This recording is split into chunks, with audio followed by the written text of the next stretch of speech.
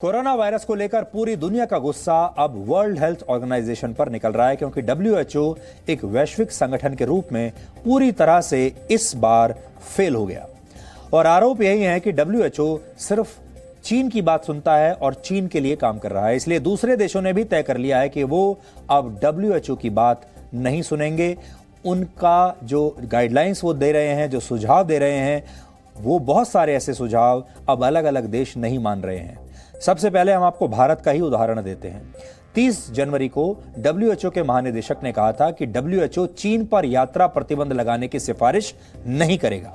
इसके 3 दिन बाद ही भारत ने अपने नागरिकों को चीन की यात्रा न करने की सलाह दे दी थी, जबकि डब्ल्यूएचओ ऐसा नहीं चाहता था। 16 मार्च को डब्ल्यूएचओ के महानिदेशक ने कहा कि कोरोना से लड़ने का मंत्र है टेस्ट, टेस्ट और टेस्ट, यानी टेस्ट करते जाइए, ज्यादा से ज्यादा टेस्ट कीजिए।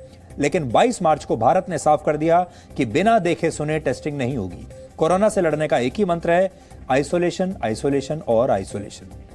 डब्ल्यूएचओ ने कोरोना मरीजों के इलाज के लिए गाइडलाइंस में कहा कि वो किसी विशेष दवा की सिफारिश नहीं करता, क्योंकि किसी कारगर दवा के कोई सबूत हैं ही नहीं।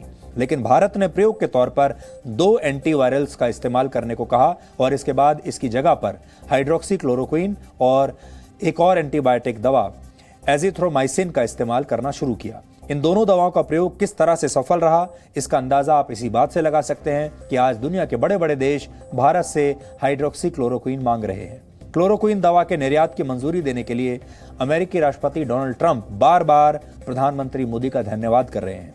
ट्रंप ने कल ट्वीट करके कहा कि इस मदद को वो कभी भुला नहीं पाएंगे। ट्रंप ने लिखा कि चुनौतीपूर्ण वक्त में दोस्तों के बीच करीबी सहयोग की ज्यादा जरूरत होती है। प्रधानमंत्री मोदी के नेतृत्व से न सिर्फ भारत बल्कि पूरी मानवता की सेवा हो रही है। इस पर प्रधानमंत्री मोदी ने भी उन्हें जवाब दिया और लिखा कि मानवता की सेवा के लिए भारत कुछ भी करेगा। ब्राजील के राष्ट्रपति ने तो अपने राष्ट्र के नाम संबोधन में भी प्रधानमंत्री नरेंद्र मोदी और भारत का शुक्रिया अदा किया है। यानी राष्ट्र के नाम अपने संदेश में भी ब्राजील के राष्ट्रपति हमारा धन्यवाद दे रहे हैं। ये भारत के लिए बहुत बड़े सम्मान की बात है कि ब्राजील के राष्ट्रपति जब अपने देश को संबोधित कर रहे हैं, राष्ट्र के नाम अपना संदेश दे रहे हैं, उसमें भी वो भारत का जिक्र कर रहे हैं, भारत का धन्यवाद दे रहे हैं और भारत के प्रधानमंत्री नरेंद्र मोदी का धन्यवाद दे रहे हैं। इससे पहले शायद ऐसा कभी नहीं हुआ होगा। अमेरिकी राष्ट्रपति डोनाल्ड ट्रंप तो लगातार डब्ल्यूएचओ की खिंचाई कर रहे हैं। पहले उन्होंने डब्ल्यूएचओ की फंडिंग रोकने की धमकी दी, फिर कहा कि डब्ल्यूएचओ को अपनी प्राथमिकताएं तय करनी होंगी। ये बात बिल्कुल सही है, क्योंकि कोरोना वायरस से लड़ाई में डब्ल्यूएचओ ने लगातार एक के बाद एक गलत फैसले लिए और ये ऐसे फैसले थे जिनकी वजह से चीन का तो बचाव हो गया, लेकिन पूरी दुनिया का बहुत नुकसान हुआ। चीन में कोरोना संक्रमण के शुरुआती मामले दिसंबर में ही आ गए थे, लेकिन डब्ल्यूएचओ ने कोई जांच नहीं की, ना करवाई। 14 जनवरी को डब्ल्यूएचओ ने यहां तक कह दिया कि इस वायरस का इंसान से इंसान में संक्रमण होने का कोई सबूत नहीं है। 24 जनवरी को डब्ल्यूएचओ ने इस वायरस पर ग्लोबल हेल्थ इमरजेंसी की घोषणा तो की, लेकिन यात्राओं पर तुरंत प्रतिबंध लगाने की कोई सिफारिश नहीं की। सिर्फ यही नहीं, डब्ल्यूएचओ कह रहा था कि यात्रा प्रतिबंध लगाना सही नहीं। अब आप सोचिए, अगर यात्राओं पर, अंतर्राष्ट्रीय यात्रा पर प्रतिबंध तभी लग गया होता तो शायद दुनिया का इतना नुकसान ना होता। 27 जनवरी को वायरस 13 देशों में फैल चुका था, लेकिन डब्ल्यूएचओ का पूरा फोकस सिर्फ चीन पर था। इस वक्त तक भी डब्ल्यूएचओ कोरोना वायरस को महामारी मानने से इनकार करता रहा। 27 जनवरी को वुहान के मेयर ने एक इंटरव्यू में यह बात स्वीकार की थी कि कोरोना से जुड़ी अहम जानकारियों को बताने में देरी नहीं करनी चाहिए, जानकारियां जल्द से जल्द दी जानी चाहिए।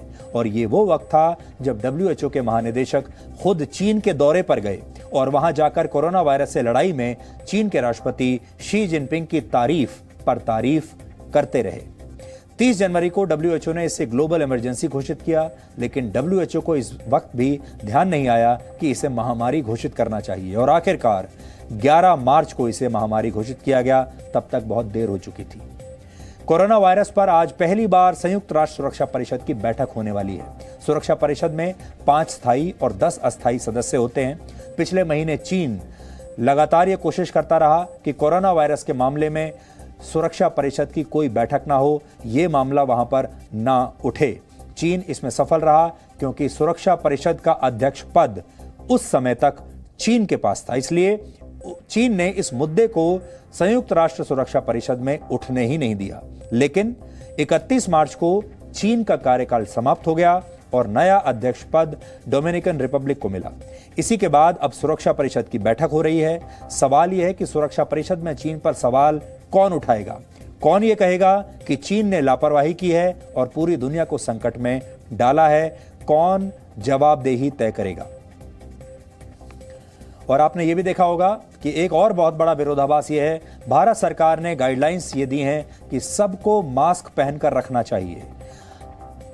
बहुत सारे राज्य सरकारें भी ऐसी हैं जिन्होंने कह दिया है, जैसे दिल्ली, महाराष्ट्र, उत्तर प्रदेश के आप बाहर निकलेंगे तो आपको मास्क पहनना अनिवार्य है, आप बिना मास्क पहने बाहर नहीं निकल सकते। और भारत सरकार ने यह भी सलाह दी है कि ज़रूरी नहीं है कि आप बाजार से खरीद कर ही मास्क पहने, आप अपने घर में भी जो कपड़ा आपके पास उपलब्ध होगा उससे अपने घर में एक मास्क अपने लिए बना सकते हैं। लेकिन WHO लंबे समय तक ये कहता रहा, WHO अब भी ये कहता है कि हर व्यक्ति को मास्क पहनने की ज़रूरत नहीं है। WHO की जो गाइडलाइंस है वो ये कहती हैं कि अगर आप संक्रमित हैं तब आपको मास्क पहनना चाहिए, और इस तरह का कोई सबूत सामने नहीं आया है कि मास्क पहनने से ये संक्रमण रुक जाएगा। इसलिए WHO की बातों को अब गंभीरता से लेना दुनिया के अलग अलग देशों ने बंद कर दिया है, और ये सारे देश अब अपने हिसाब से इस वायरस से लड़ रहे हैं। और भारत भी उन देशों में है जो अब WHO की बातें नहीं मान रहा है और वो अपने हिसाब से इस वायरस से लड़ रहा है। और इसके लिए WHO खुद जिम्मेदार है, क्योंकि उसने बहुत ही गैर जिम्मेदाराना तरीके से इस वायरस के संकट से निपटने की रणनीति बनाई, या ये कह लीजिए कि उनके पास कोई रणनीति थी ही नहीं। उनके पास एक ही रणनीति थी, और वो ये कि चीन को कैसे बचाना है।